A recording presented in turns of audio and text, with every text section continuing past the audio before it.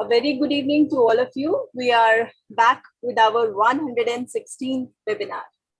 So ICSI has completed 1000 webinar in starting from 25th of March 2020 during pandemic, and we have completed our 1000 webinar on 21st of June, that is International Day of Yoga. And today we are with our 116th webinar on authentic leadership. And to talk regarding this topic, we have our eminent guest, Madam Nidhi Shekharji. She is coach, International Coaching Federation, and Madam Rashmi Dutt. She is emotional intelligence coach, psychodrama practitioner, and trainer. And to talk with both the dignitaries, we have our advisor, ICSI Western India region, Madam Amrita S. Dudia ji. She is also the director, Institute of Leadership and Skills Development. So let's begin. On behalf of Major Dr. Gulshan Sharma ji, I would like to present a few slides about ICSI and how we'll go further with our programs in the later part of today. So let's begin with a few slides, and then I'll hand over the platform to Madam Amrita S. Dudia ji. Ladies and gentlemen, those who are watching us today live, YouTube gsmotivator channel, I want to wish all of you a very happy National Statistic Day. See, these are the things that make us know more about our leaders, Indian leaders, and what they have done in their life and how they have achieved success, and they have shared their legacy with Indian citizens. And this day is the birthday of P.C. Mahalanobis. He is the statistician of India, and this day is aimed to create public awareness about the importance of the data in socio-economic planning and policy formulation. So happy National Statistic Day, 29th June.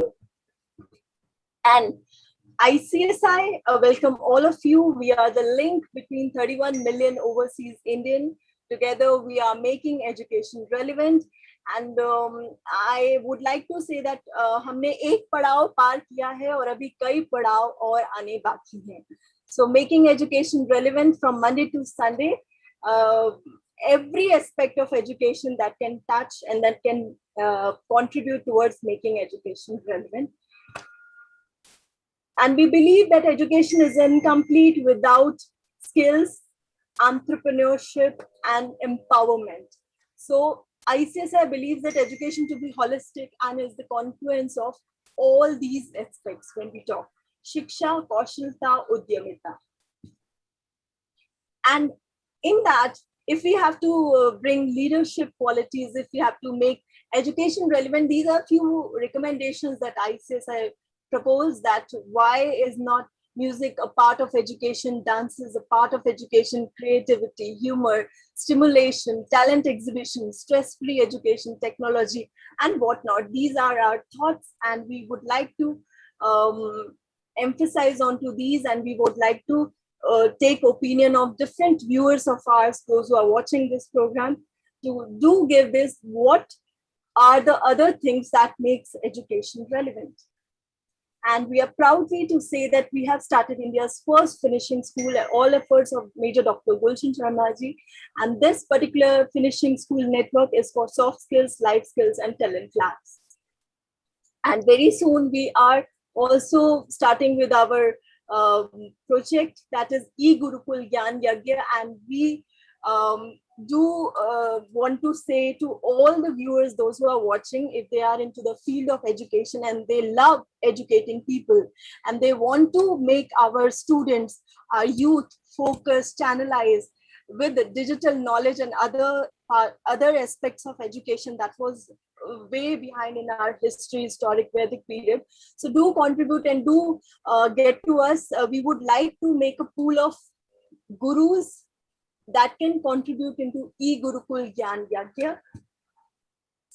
And we have dedicated 2021 for teachers and youth empowerment to make Atmanirbhar Bharat. And since this is International Chamber for Service Industry, and we are totally dedicated in services and service industry, and education is also major contributor towards services. So we believe that service industry can contribute towards Atmanirbhar Bharat. What we have to focus on is vocational skills, competency, capabilities, research and innovations, technologies, MSME, and not to forget health and wellness.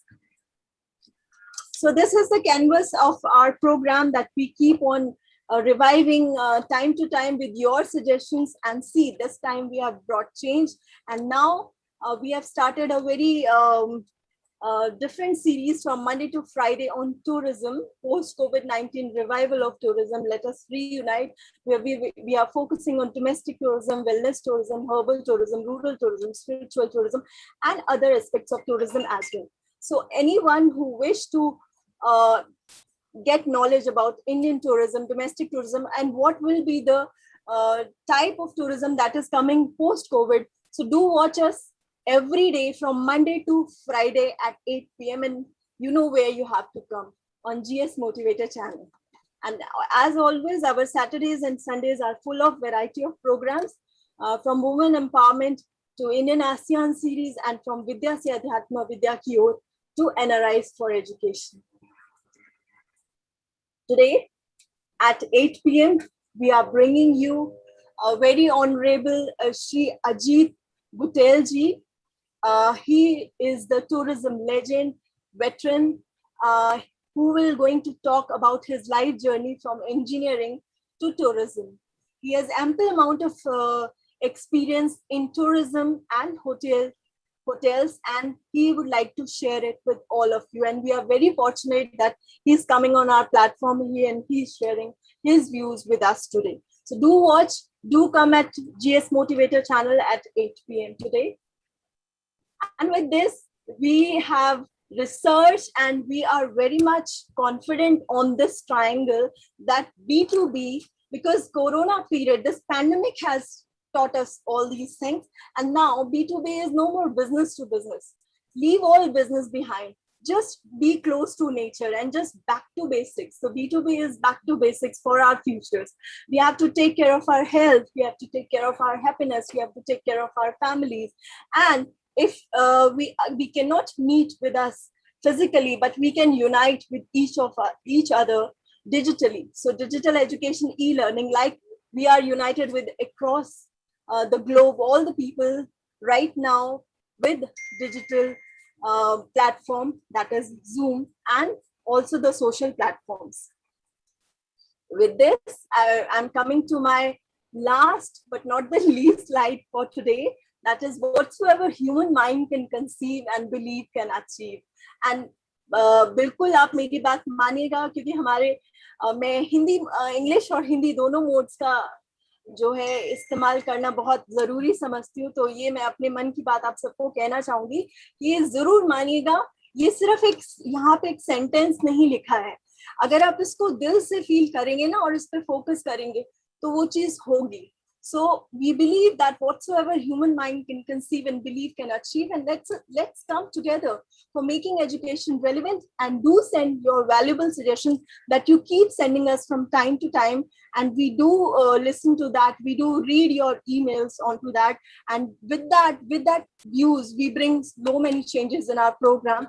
Do keep writing to us on gsmotivator@icsi.asia.asia. So this is what ICSI is. And from here, I'm just stopping sharing my slide, and I'm welcoming all my guests today. And I'm handing over the platform to Madam Amrita S. Durgaji. Welcome, ma'am, and welcome Rashmi, ma'am, and welcome Nidhi, ma'am. Good evening. Namaskar to the entire world. It is indeed our privilege to have amazingly talented, experienced powerhouse of intelligence and knowledge with us, Ms. Rashmi Dutt and Ms. Nidhi Shekhar. Moving straight to our point, let's begin with the basics. Ms. Rashmi Dutt, you serve as a leadership development advisor at IIT Gandhinagar as well. First question, what is authentic leadership and what is the idea behind it? Yeah. So thank you for inviting us on this platform. And I have to say that your canvas is indeed very colorful and vibrant and vast. And it's a pleasure to be here. Coming to authentic leadership, I love your question that not only you've asked what is authentic leadership, but why is it relevant? So authentic leadership is the courage, clarity, connectedness, the calmness, the creativity to be yourself with your team. And this involves two parts to it. One is the ability to be vulnerable, which is to present yourself with not just your strengths, but also with your weaknesses, your skill deficiencies, your interpersonal shortcomings, your mistakes, and your requests for help. And, this is one part which leaders have difficulty with, because they believe that when they show up, they have to inspire, they have to motivate, they have to show up as an example. And one of the places that I've seen this is where they come for, let's say, the inauguration or the flagging off of a training program. And the speech that they give is all about, you should be doing this, you ought to be doing this. And that that's how we will achieve fantastic results. And I've seen very few of them saying that I have made mistakes in the past, and this is what I've learned from my mistakes. And that if they share that, they will be a lot more inspiring, because everyone has heard about you should be the, we have to. So that's one thing which I don't see often enough. The ability to be vulnerable and real, rather than presenting a front that I have done it all and I'm the expert. Then there is another part to authentic leadership, which is the ability to be candid, the candor, to be able to give honest and straightforward opinions, views, as well as feedback. So one of the leaders who is well known for this is Jack Welch. And when in 20 years, he became the CEO of GE, and he started at really at level 1. And he says that that was his style of a lot of candor. And when he first came to the organization, he was told that you are very abrasive, and this is what will get you into trouble in GE. But at the end, when he was leaving, he said, that's one reason why I was so successful. So in short, authentic leadership is the ability to be both vulnerable as well as candid. And I'm going to pause here, and I'll ask Nidhi if you want to add something. And then later on, we can go into why is it helpful and needed. Thanks, Rashmi, and thank you, Amrita and Chitra. I am really happy and honored to be here today. Just taking off from Rashmi, one of the things that was coming to my mind was something that I read about a manager who used to go into a meeting, and just before he went in, he would tell his secretary, and he would literally do an action saying, gotta get my leadership face on. Yes. And when Rashmi was talking about what is authentic leadership, the one thing that came to my mind was everything that is not this is authentic leadership. To believe that if you are in a leadership position, then you have to act as if you are something perhaps that you are not, rather than bring what you genuinely are in all its genuineness. Yes, leaders do have a role to play, but being aware of the role as distinct from wearing a mask that is hiding what you are. And there's a very fine line between that. And yes, to my mind, the ability to discern and that is where emotional intelligence comes in, and I'm sure we will be talking about that in some time. But that is what a leader should, needs to deploy to tread, to distinguish between that very fine line of am I aware of the role that I am playing as a leader, and what is it that I am bringing to my stakeholders in that role, as opposed to am I acting? Yeah, I like the distinction between the role and the mask. So Amrita, you were saying something.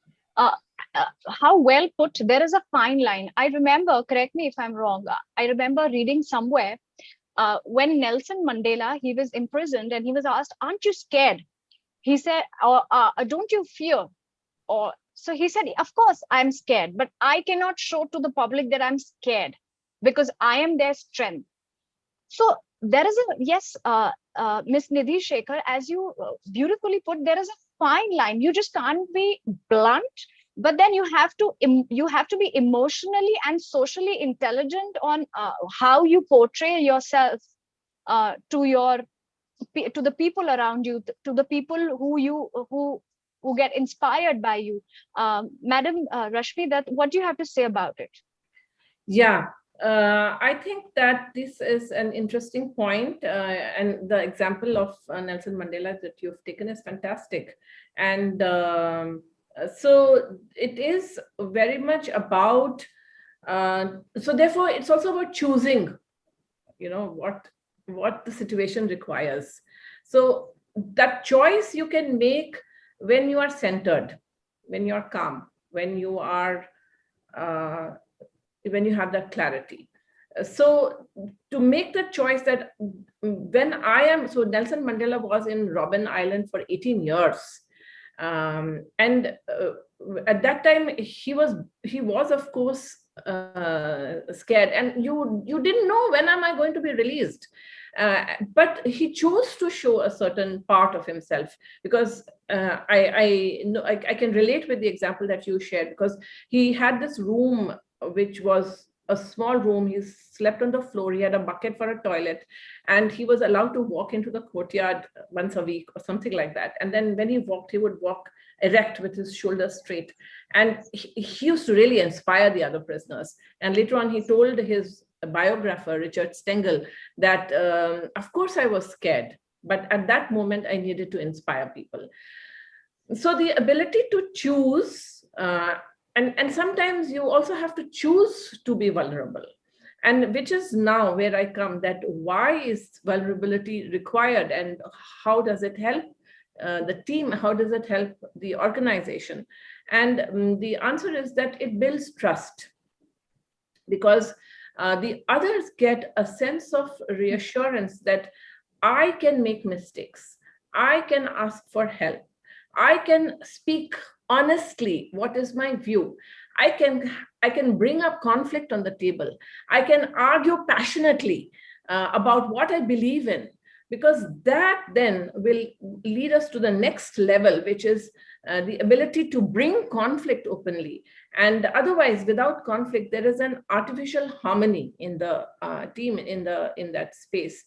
And then when this happens, then it leads us to the next step in the ladder, which is that people make a commitment about what is to be achieved. And without that debate, and without that conflict, and without the safe space, the psychological safe space to say what is on my mind and to say what is in my heart, without that, commitment will not come. And without commitment, that the fourth level in the ladder, the accountability will not come. The accountability of delivering what I have committed to, and also the accountability to demand from my peers that you have committed this and you've not brought it up. And then, which then will lead to the fifth layer, which is your commitment to the larger goal rather than your commitment to your individual KRAs. So that's how I see the importance of vulnerability, leading to trust, leading to the ability to bring conflict on the table, leading to a commitment, leading to accountability, then leading to the larger goals. Yes, yes, yes. we see probably there is a pressure to perform well because there is something called masculinity contest. You are, madam, organization development consultant. Both of you have been into this field for a very long time. There is something called masculinity contest in which everybody wants to show how powerful they are and how masculine their energies are, and they wouldn't tire. So vulnerability is beautiful. I mean, you allow other people to feel the fatigue, to accept fears with dignity, to accept failure with dignity. It's a very wonderful point. Miss Nidhi Shekhar, would you want to add something to it? I'm actually thinking of this absolutely amazing story about Alan Mulally, who was the CEO of Ford Motors. And he joined Ford at a time when they were poised that year to have a $17 billion loss. And the US government was offering, bailouts to the major car manufacturers in the US in the early 2000s. And that was the scenario in which he took over. And in one of his earlier meetings, he started this culture. It popularly got to be known as the green, red, yellow, red system of review, where he asked his team members that if something is, when we are doing a project review, the projects that are going well, you can flag them off in green, and if there is something that's new that's on the table that we need to look at, which because we haven't quite figured it out, mark that in yellow, and something that you absolutely have no idea about, mark it off in red. And in his first meeting, people were making their presentations, and he was seeing green after green after green. And later on, he shared that the one thing that was running through my mind was that a company where everything is green, why are we heading towards such a huge loss this year then? Yeah. So what is it that people are not talking about? And then finally, he came to a slide which was presented by a gentleman called Mark Fields, who later on became his successor as CEO after he left Ford.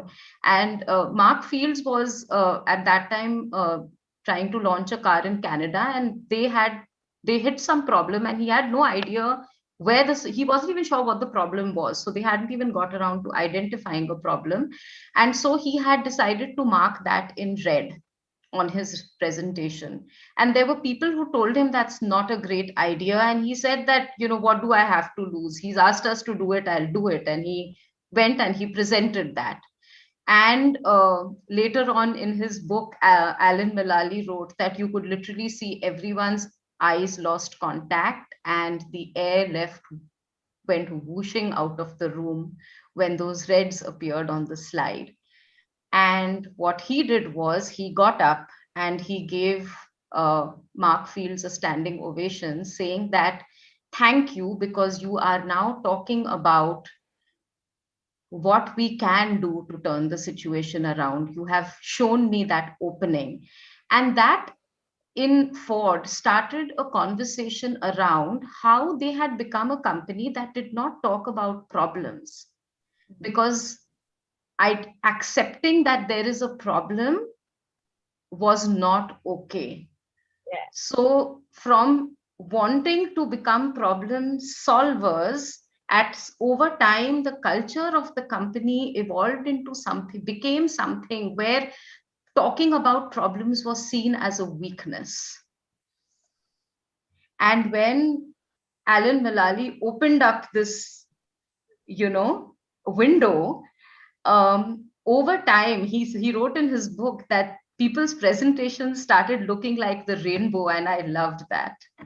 And a few years down the line, 5 years in a row straight, Ford posted profits. They were the only organization, car manufacturer, not to take the bailout. And he, of course, went on to become a management legend. But that is the authenticity that he brought into a culture, which, you're talking about this whole concept of the masculine, the powerful, the, we are not going to accept that it is okay to have a problem and it is okay to make a mistake, or that it is okay to look vulnerable. Yes. And probably if we see it at an individual level, this too exists, what we call as toxic positivity. Too much of positivity and not willing to accept what is going wrong, not being vulnerable. So we have spoken about and we have stated the problem in clear terms. Next step, what is the solution? How do we practice authentic leadership? How do we practice? Or probably if I ask this question in another words, what should I do every day? What should I do every day so that I develop authenticity in whatever I do? Madam Rashmi Dutt.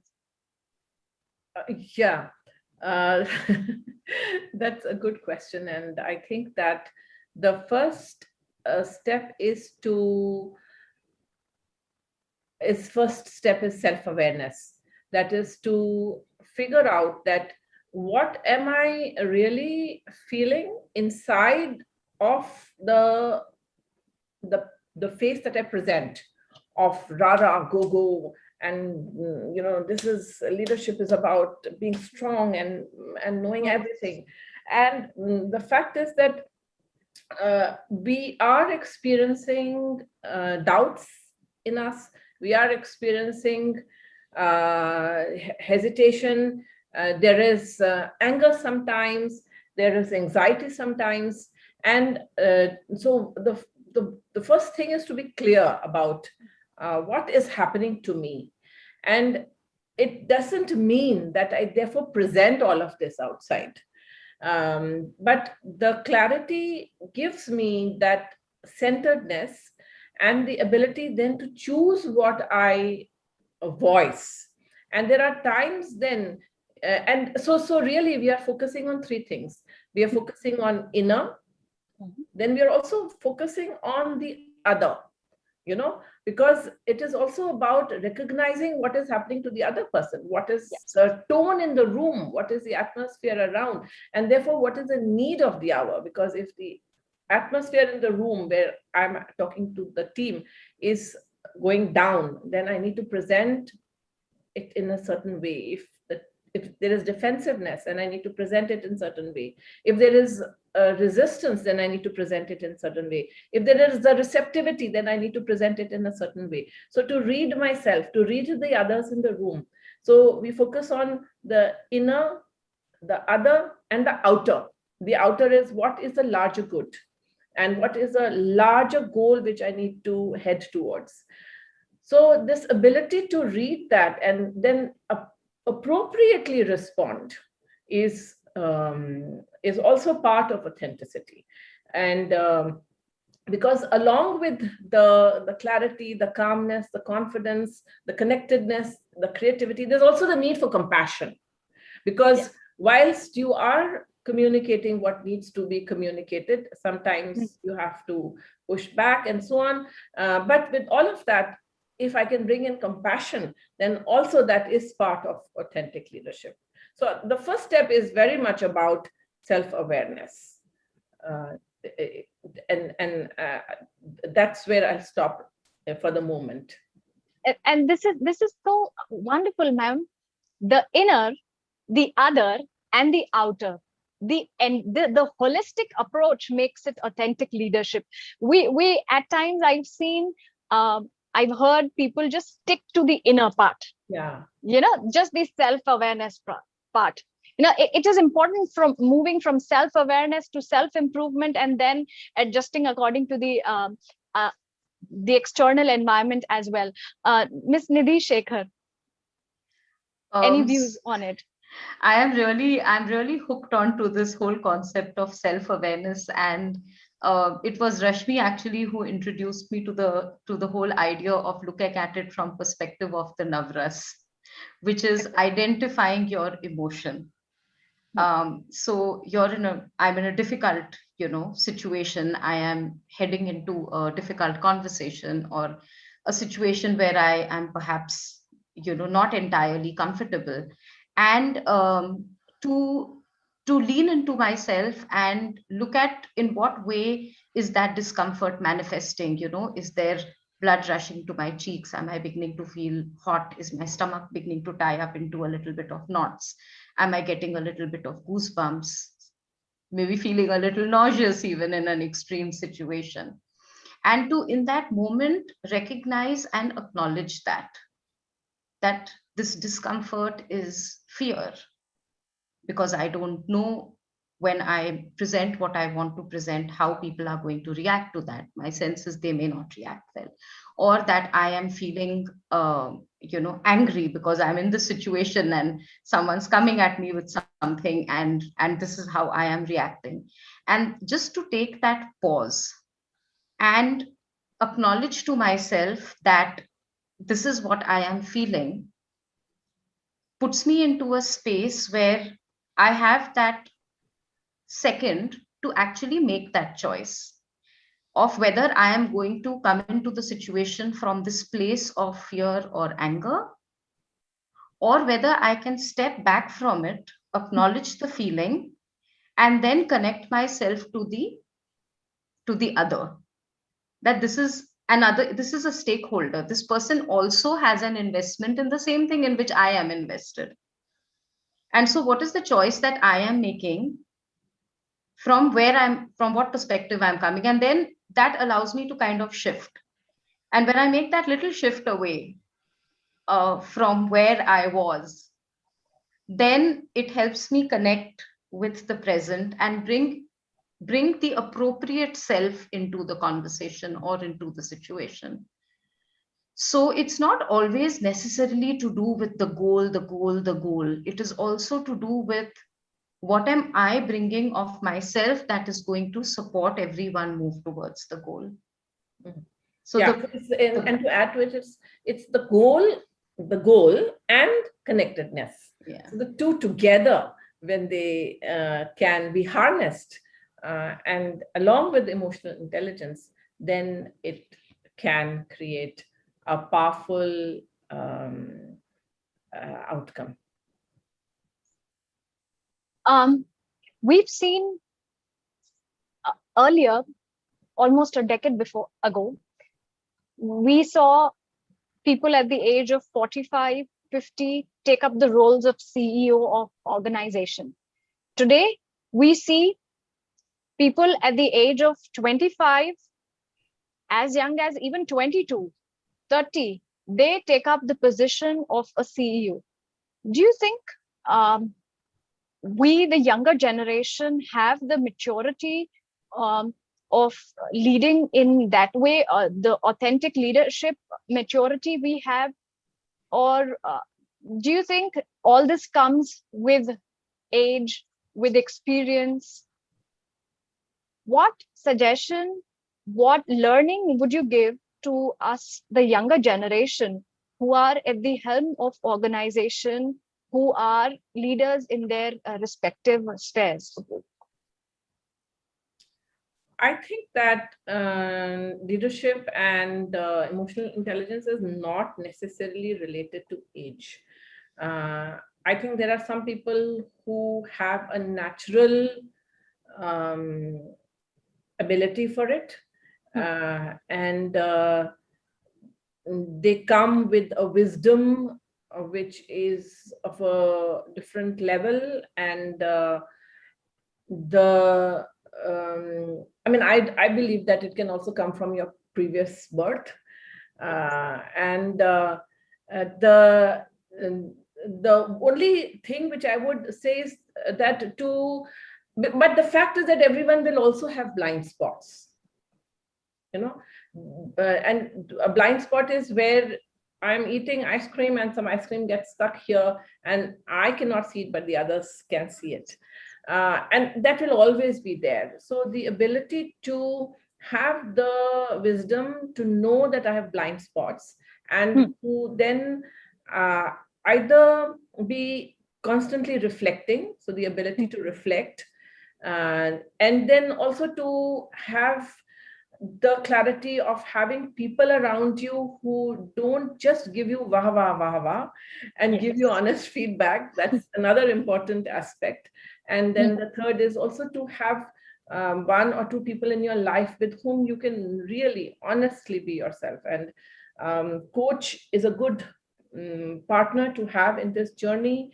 It could be your life partner, it could be a good friend, but these are some of the aspects which help. Yes. Just to add to what Rashmi was saying, I think at an organizational level, that is where the role of introducing systemically mentors or coaches into the organization could support people who are taking leadership roles at a very early age, um, and and support them grow into those roles, give them a really great opportunity to grow into those roles. Yes, yes.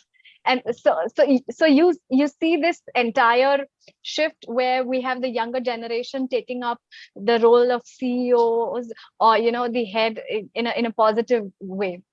Oh, absolutely. I think it's fantastic. I think it's wonderful. It's a wonderful thing to be happening to people.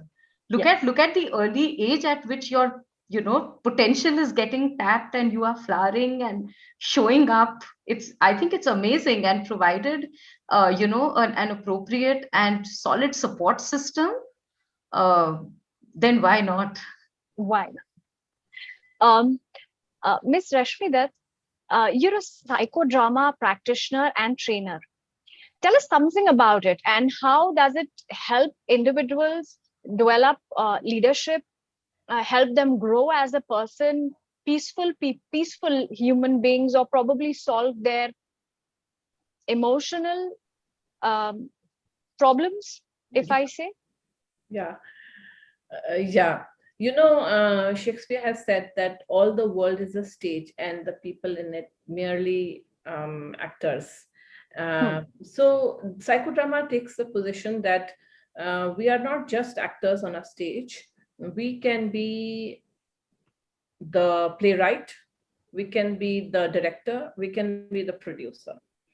And therefore, drama can be used to explore what are the issues that have which are sabotaging you or blocking you from moving forward. And there is a technique in which the conductor or the facilitator enables this to happen in the group of people that is present. And I can explain that in a little while how that happens. But when we enact it out, then it becomes very concrete. And when it becomes concrete, then there are thoughts, feelings, unacknowledged emotions, which are then brought out to the table. And as a result, there is a certain clarity that you get. And you also, at some points in the drama, step back from the stage to look at what is being played out. And when you develop this muscle of stepping back and looking at what is being played out, rather than just getting swept in it, then you develop the ability to say that, okay, am I playing this role well, or am I not playing this role well? And you develop the ability to ask that, as a playwright, what would I do differently here? How can I rewrite the script? How would I give it a different ending from the pattern that I'm used to? And as a producer, what are the resources that I can bring? Maybe ask someone for help, maybe ask for some suggestions. And as a director, again, what is the how can I give, how can I be in charge of this, rather than, again, let this go in an old, same old kind of a record that sometimes repeats in our lives. And so this also gives us, so this in psychodrama is called the role distance. We distance ourselves from the role that we typically play. There is something called role naming. So we also name other role that we've played. Maybe it was a sad sack subordinate, and Okay.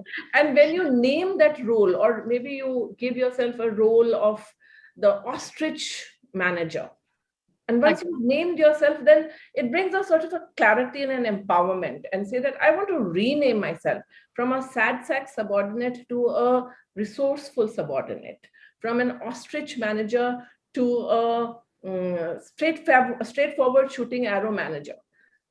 So this is a little bit about what are the benefits of psychodrama.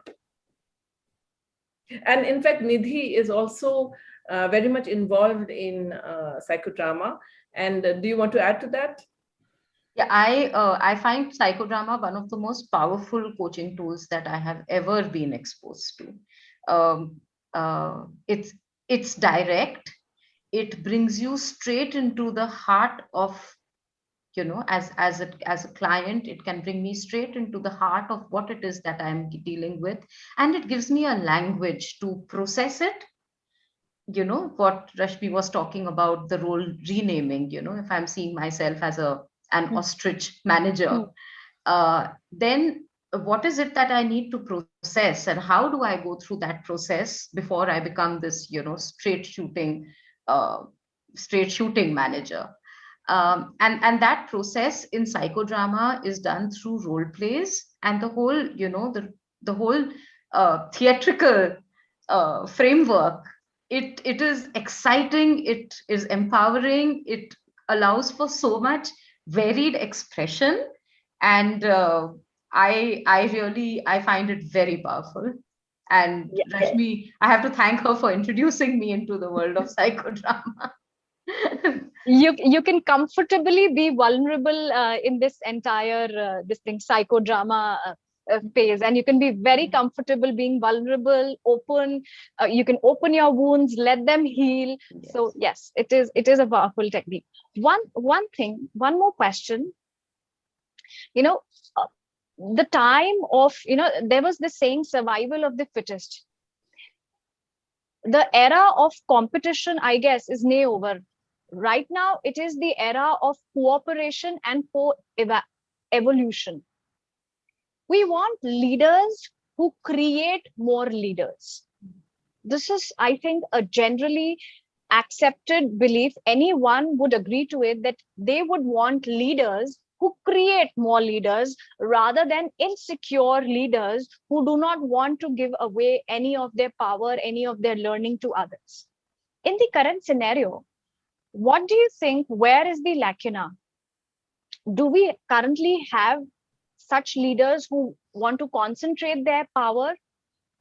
If so, what can the followers, if I use this term, since we are using the term leader, what if the people who are influenced by the leader, what can they do, or what should we do as coaches, as mentor, as teachers, as guardians, that we create more leaders? Miss Rashmi Dutt, ma'am. So your question is that how can we enable and facilitate this to happen?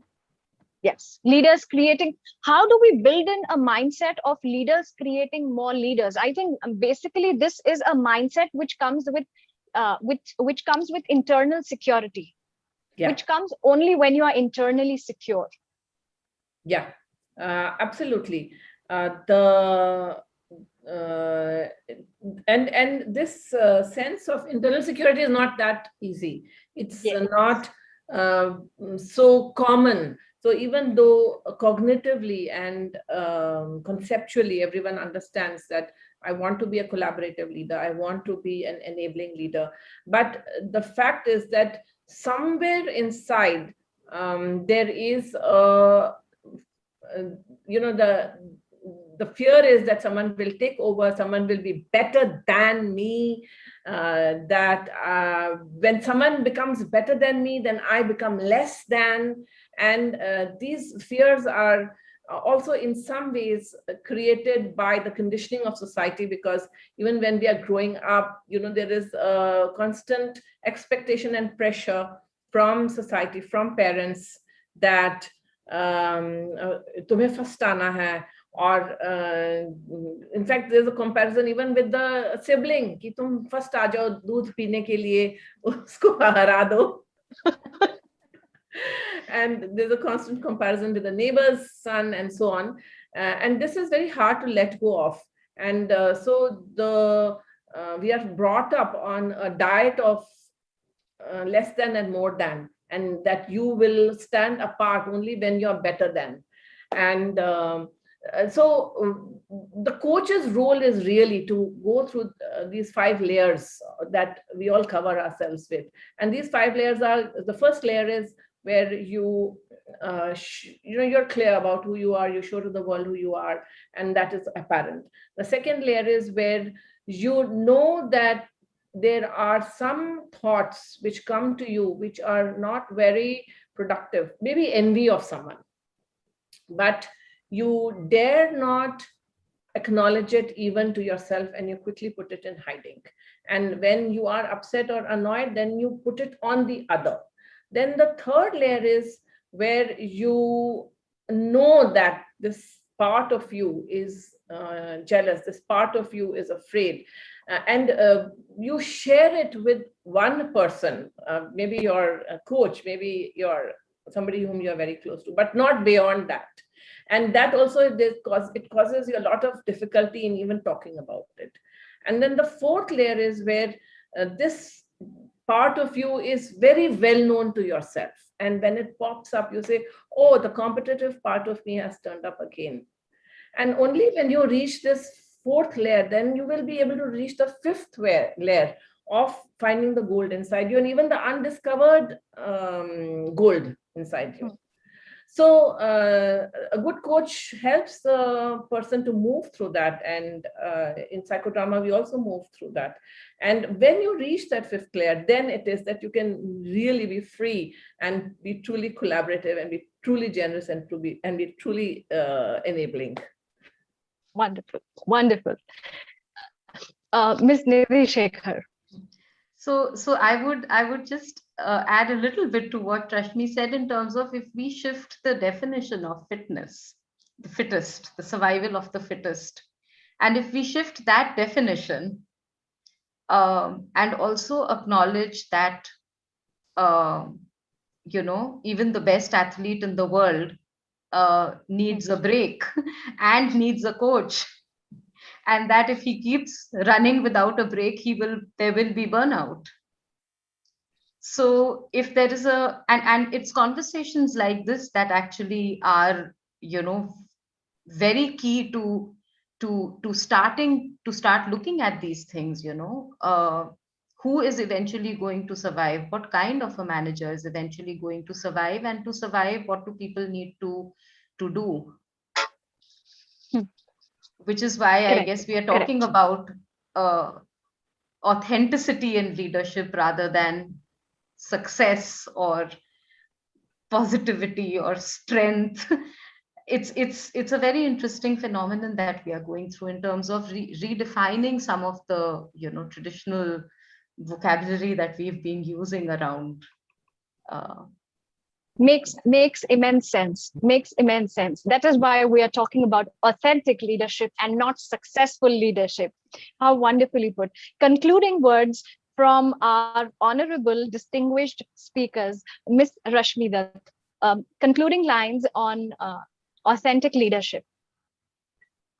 So in conclusion, I will say that there doesn't have to be a conclusion, because life is a journey and you take whatever comes. I think acceptance is a big part of it, and to be comfortable with whatever that it is that comes your way, rather than everything having predetermined and pre-planned and preset. So spontaneity is also part of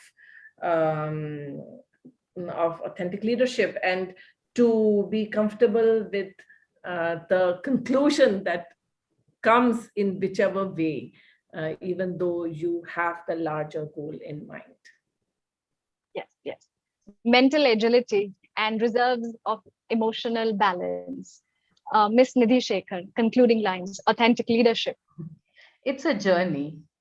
And if I, as a leader, a leader can show his or her team members and stakeholders that I am on a journey, then that really supports them to accept that they are also on a journey, and it gives them the courage to make it and to continue moving forward rather than say that, yes, this is the destination and I have arrived, because it really doesn't work that way. No, thank you. Thank you very much, Ms. Rashmi Dutt and Ms. Nidhi Shekhar, for some real conversation. We spoke about some real things and not just things that we actually read in books, something that works to the root level. Thank you very much for being on our show at International Chamber for Service Industry. Over to you, Chitraji. Yeah, thank you, ma'am. And it is really a pleasure listening to all three of you. And I got to know more about authentic leadership and leaders. One question that I want to ask from both the speakers, that like authentic, we have listened a lot about authentic leadership and their traits and all that. But in today's world, in today's society, how to find an authentic leader when we are seeing that there are a lot many leaders, and there are harder right and easier wrong in our society, and this is the fellowship that everybody seeks to. So how to find an authentic leader in today's scenario? To both my distinguished guests. So I would say that first find the authenticity in yourself and create a clarity about what is the values that you uphold about authenticity. And do you have the courage to sometimes fall flat on your face, the courage to sometimes lose face, rather than all the time standing on a pedestal. So firstly, it is about yourself, and that itself is a search. And in that search, then you show up as an example. Then you will find a tribe gathering around you. Right. So leaders are more exemplary than a leader. Yeah, and sometimes you don't even have to be a leader of a team. Even as a team member, you can show up with authenticity, and that also will create a ripple in that pond.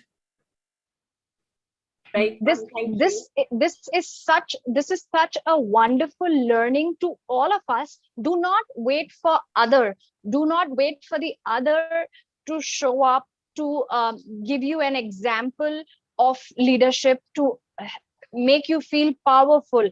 If you do not have authentic people around you, you become one, and then see the ripple effect. For sure, I've experienced it in my personal life. This is my experience as well. If you become authentic, you will have the same kind of tribe around you, for sure.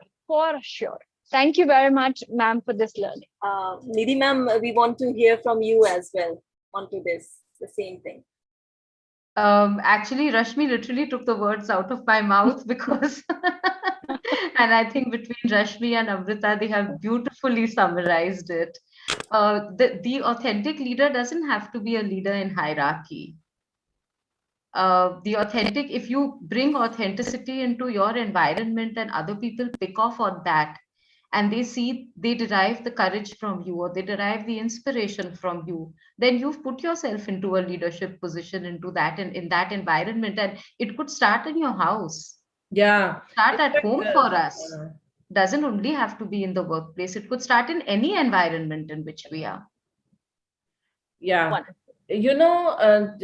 Chitra, this was such a great question that, in fact, even as Nidhi said it, I was thinking of how important it is to be authentic even in your family. Like in our family, for example, if I'm feeling sad, and if I feel that my grief is something that is getting visible, and if I start crying, then I never hide my tears from my children. And my children also have learned not to be alarmed when I cry. They're also quite calm, and they'll say that they look at me and they say that whenever you're ready, talk to us. And I think that is a huge sense of comfort, that one can create in your immediate space also, that whatever emotion you're feeling is fine, and that you can at that moment express it and later on get back into your balance. Right. So today, both of you have given a holistic approach to leadership, and we are very much thankful to you. And we are thankful to our audience as well, all ladies and gentlemen, those who are watching us globally on our YouTube channel and other social medias. And with this, I, Chitra Kapoor, on behalf of entire team of ICSI, is signing off today with this promise that we will come back with another topic, with another dignitaries, and we will continue this learning of holistic approach in education. So thank you so much. Thank you. It was a pleasure to be here. Thank you. Thank you so much.